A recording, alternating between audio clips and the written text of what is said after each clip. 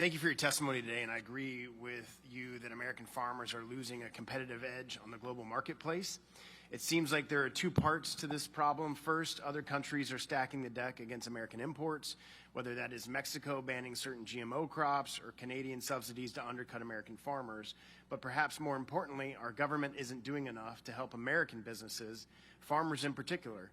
We are imposing ridiculous regulatory burdens on labor, environmental standards, and a laundry list of other areas. We have created a policy towards farmers that is definitely not America first.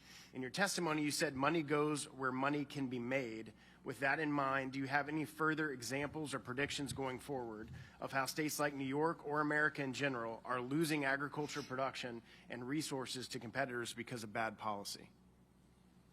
Well, thank you for the question, and I'm very concerned. We are just stacking the deck against the American farmer, particularly those that have more intensive labor needs with fruits and vegetables and dairy. I believe that in New York State, where we're a little more traditional with family farms that would have a handful of employees or maybe even 10 or 15, that the regulations are looking at that they're going to get pushed out of business. I'm scared for them. I have a little more mechanized, but as I learned in the processing vegetable business when I was the major shipper for Bird's Eye Foods, being the last guy standing doesn't make you very smart. Everybody else moved on first. And fortunately, I stayed in the dairy business, and that's my primary business today, along with the cabbage. But we have to do something to stay competitive.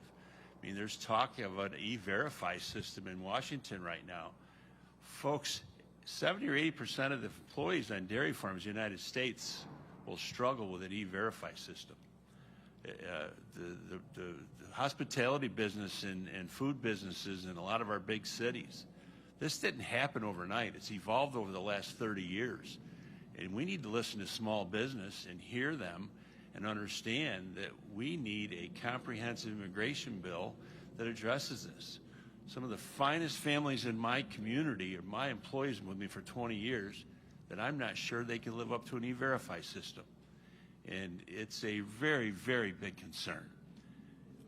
As far as GMO and whatnot, I mean, it's just a playing card by Mexico right now. There is absolutely no validity at all in any of their concerns about GMO. Sound science is how we're put together, doing our cropping and whatnot with as minimal a carbon footprint as possible, with a lot of cover crops is what we're about. And with that, we need modern farming practices.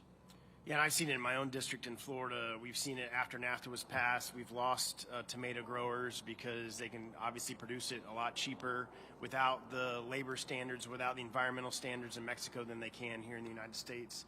In general, American farmers and businesses follow the rules. If something is prohibited, they don't do it. But in Mexico or in China, rules and bans are more of suggestions. When something is banned in Mexico or China, it often just means someone needs to be bribed. Businesses don't really play by the rules. This is also true for environmental and human rights regulations as well. Mr. Romano and Mr. Heminger, if you want to touch on it too, can you speak to the unlevel playing field created when countries like Mexico and China implement rules that are followed by American businesses but aren't actually enforced against or followed by their own businesses? Mr. Romano.